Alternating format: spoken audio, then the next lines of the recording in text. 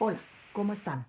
Estamos en Matemáticas Básicas, en la unidad número 2 de funciones. Ya revisamos la definición de función como una regla de correspondencia que une variables de un conjunto con variables a otro conjunto. Esta unión se realiza a través de lo que se llama una función o una correspondencia. Los elementos del primer conjunto son llamados elementos del dominio y los del segundo conjunto son llamados del codominio, contradominio, rango o imagen. Y a su vez al primer conjunto se le conoce como dominio, que son los elementos de la variable independiente que llegan a su vez o se trabajan en la función de relación para obtener los elementos del segundo conjunto, que es la variable dependiente.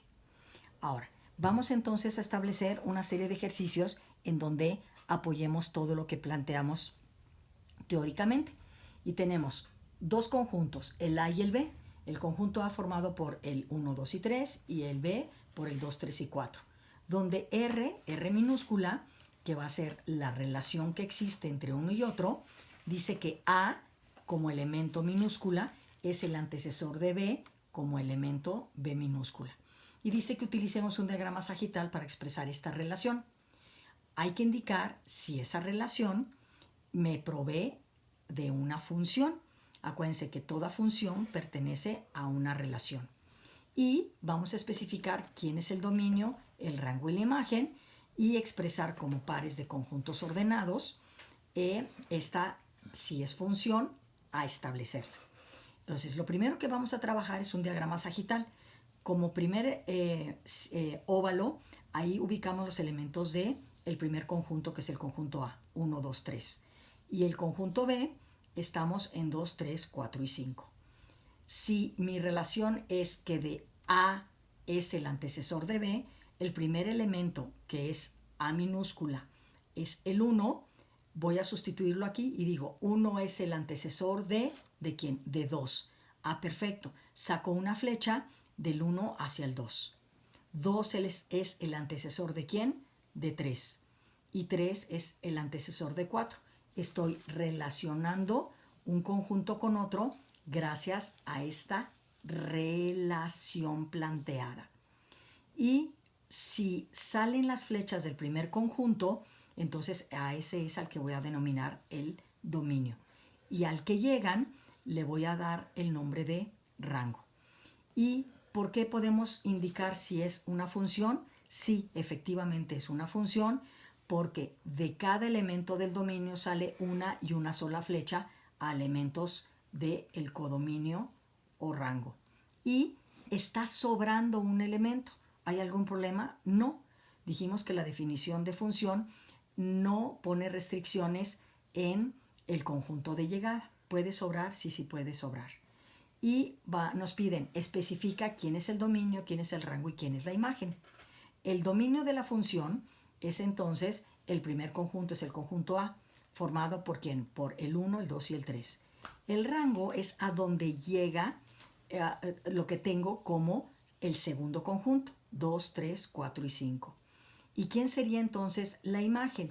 La imagen justo es la parte del rango que se utiliza en la función o en la relación. En este caso vemos que es el 2, 3 y el 4. El 5 no pertenece a la imagen porque el 5 no es reflejo o imagen de ninguno de los elementos del dominio. Y entonces esta relación ya podemos afirmar que es una función, es el conjunto de pares ordenados A, B, en donde relaciono 1 con 2, el par ordenado 1, 2, el 2, 3 y el 3, 4. Entonces, en este momento acabo de responder las tres preguntas que me hacen en el primer ejercicio. En el segundo ejercicio nos están dando, al contrario, nos están dando una serie de ya pares ordenados para que nosotros establezcamos nuestro diagrama sagital y así saber si eso es una función o nada más es una relación, porque de hecho no las están dando como relaciones. Y la instrucción dice, determina si las siguientes relaciones son funciones. Tengo un par ordenado de una U con un 4, una V con un 7 y una W con un 11. Los primeros elementos de los pares ordenados son las variables independientes que forman el dominio de la función. Los segundos elementos de los pares ordenados forman el rango de la función. ¿Y qué estoy viendo? Que la U se relaciona con el 4, la V con el 7 y la W con el 11. Si a cada elemento del dominio le corresponde uno y solo uno del codominio y no sobra ningún elemento en el dominio y no salen dos flechas de ese dominio, esto es una función. El siguiente ejercicio, que responde a la misma instrucción, nos está relacionando a la U con el 4, a la V también con el 4, a la W con el 7 y a la W con el 11. Los primeros elementos los voy a poner como elementos formando parte del dominio y los segundos como elementos del rango. Ahora, si un elemento se repite, se ubica una sola vez. Por eso, aunque tengo dos veces la W, la pongo una sola vez. Aunque tengo dos veces el 4, lo coloco una sola vez. Y voy empezando a sacar la relación entre ellos. U con 4, V con 4. Oye, esta flecha llega exactamente al mismo número. ¿Hay algún problema? Pues en un principio no, porque pueden llegar dos flechas al mismo elemento del rango. Pero aquí empiezan los problemas. De la W sale para el 7 y de la W sale para el 11. Entonces aquí ya empezaron los problemas. Les digo porque aquí en esta W salen dos flechas para diferentes elementos del rango.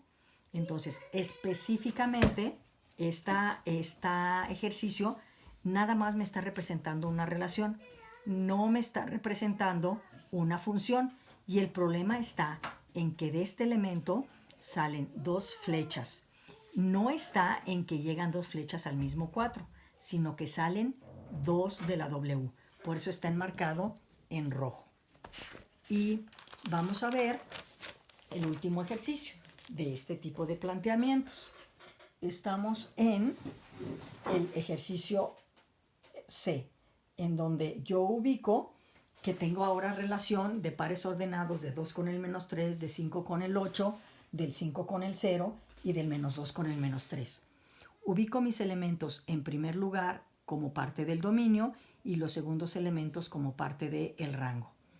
Y voy relacionando el 2 con el menos 3, el 5, aunque está dos veces, lo ubico una sola vez, pero veo que sale una flecha al 8 y otra flecha al 0. Y del menos 2 me voy al menos 3. ¿Dónde está el problema?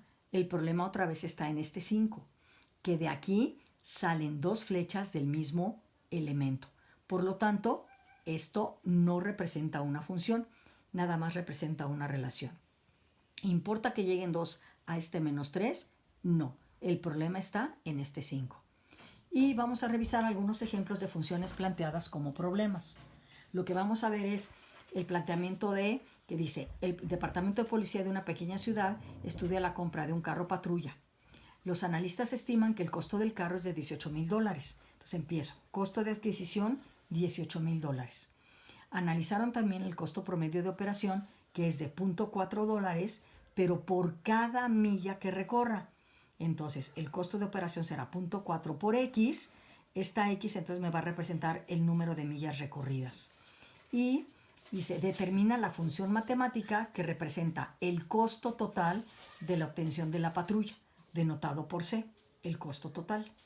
Y ahora también dice en términos del número de millas X que recorre. Entonces, voy a representar el costo total de acuerdo al número de millas que se recorre. Ahora, ¿cómo planteo la función? ¿Qué es lo primero que lo primero que me piden es quién es la variable dependiente y quién la independiente. Pues en un principio asumo y analizo que el costo total del carro patrulla depende, obviamente, entonces del número de millas recorridas. Por lo tanto, la variable dependiente será el costo y la variable independiente será el número de millas que vaya recorriendo esa patrulla. ¿Cómo planteo entonces que también me lo preguntan aquí, determina la función matemática que representa? Pues entonces el costo total será el costo de adquisición más el costo de operación. ¿Sí? Ya está resuelta la pregunta de la función matemática, quién es la variable dependiente y quién es la variable independiente. Y ahora me preguntan, ¿cuál es el costo proyectado si el carro recorre 50,000 millas? Entonces, en el inciso B me están preguntando, ¿cuál es el costo si la X son 50,000 millas? Asumo la función y entonces voy a sustituir este 50,000 para multiplicarlo por el punto 4, sumándole este 18,000, ubico que estoy trabajando con un costo total de 38,000. Ahora serían entonces dólares. Y la siguiente pregunta es, ahora, ¿cuántas millas se podrían recorrer si se dispone de 58,000 dólares? Entonces, voy a usar esta misma función, pero ahora en el costo total asumo los 58,000 y la que voy a despejar es esta X. Estos 18,000 del costo de adquisición pasan restando y este punto 4 multiplicando pasa dividiendo y estoy encontrando que para invertir 58,000 dólares en esa patrulla, eso me permite recorrer 100,000 millas. Otro problema más es en donde se aplican a las funciones como manera de solucionarlo es un pequeño edificio de oficinas está construido sobre un área de 500 metros cuadrados. El plano se muestra, aquí está. Y dice, expresa la longitud Y del área del edificio como una función del ancho X. Entonces voy a ubicar el ancho como X y el largo como Y. Y si hablo de una área son 500 metros cuadrados y planteo entonces en primera instancia, dice, expresa la longitud Y del área del edificio como una función del ancho X. ¿Qué es el área? Por definición, el área en geometría se llama base por altura. Entonces sería largo por ancho. 500 es igual a Y por X. Si me están pidiendo la longitud Y como función del ancho X, voy a despejar a la Y y esta X que está multiplicando pasa dividiendo. Por lo tanto, esta es mi función. Y es la variable dependiente y la X es la variable independiente. Normalmente en una función la que permanece o está despejada es la dependiente. Resolví el primer inciso. El segundo dice, suponiendo que el costo de las paredes es de 1,000 pesos el metro lineal, exprese el costo C de las paredes en función del ancho. Entonces, aquí manejamos la variable área. Aquí vamos a manejar la situación geométrica del perímetro. Entonces, ¿qué es el perímetro? Pues es lo que manejamos en las paredes. Tenemos 2y más 2x, pero si ustedes observan el plano, tengo una sala de espera aquí y una oficina por acá, en donde en esta parte central tengo estos dos elementos que también funcionan como paredes, que sería una X, una tercera X, pero no está completa la X. Hay que quitarle 3 metros. 3 metros. Entonces, serían 2y más 2x y sería esta X quitándole ¿qué? Los 3 metros de la pared interna. Entonces me quedaría el perímetro como 2y más 3x menos 3. Ahora, me están preguntando el costo. Si me están diciendo que cuesta 1,000 pesos cada metro lineal, entonces si el perímetro me sale en metros, si yo multiplico el perímetro por 1,000, estoy haciendo lo que se llama la función costo. Entonces estos 1,000 multiplican a cada uno de los elementos para tener entonces el costo con respecto a y, x y un término independiente. Pero todavía me aclaran que el costo debe estar en función nada más del ancho. Y si está en función del ancho, quiere decir que yo no puedo tener esta variable y aquí, porque la variable y es el largo o la longitud. Pero recuerdo que en el inciso anterior, ¿qué tengo? Tengo que la y se llama 500 sobre x. Por lo tanto, entonces sustituiré esta y por 500 sobre x, hago las operaciones y ahora sí ya tengo la función costo que va a depender de el ancho x. Por lo tanto, el costo es la variable dependiente y la x es la variable independiente. Y vamos a analizar rápidamente otro problema más. Dice, esta figura nos muestra las instalaciones de un equilibrista en un alambre. La distancia entre los postes, aquí tengo un poste y otro poste, es de 50 metros. Dice, aún no se ha determinado la altura del punto P, donde estaría el equilibrista, que tendría que caminar sobre este alambre para llegar a este extremo. Y dice, exprese la longitud L, que es la distancia que tiene que recorrer, como función de la altura X. Pero la altura X es de todo este poste que tengo a mano izquierda. Y si yo planteo y veo esta figura, lo que ubico es, necesito la L, pero ya tengo esta base que son 50 metros, pero si yo ubico esta línea inclinada, tengo aquí que esta altura sería la altura completa, pero menos estos 2 metros. Y si yo observo entonces, la figura que se me forma aquí es un triángulo rectángulo, en donde un cateto se llama x menos 2, el otro cateto se llama 50 metros, que es la misma distancia de aquí abajo, y la hipotenusa es la L. Entonces voy a aplicar teorema de Pitágoras para justo encontrar el valor de la L, que viene siendo la variable dependiente. Recordemos teorema de Pitágoras, hipotenusa al cuadrado es igual a un cateto al cuadrado más el otro. Hipotenusa es la L, un cateto elevado al cuadrado con el otro. Ubico que cuando yo desarrollo esto, es un binomio al cuadrado del primero, menos el doble producto del primero por el segundo, más cuadrado del segundo, que elevando este 50 al cuadrado, puedo juntar estos dos elementos y entonces obtengo que L cuadrada está relacionada ¿con quién?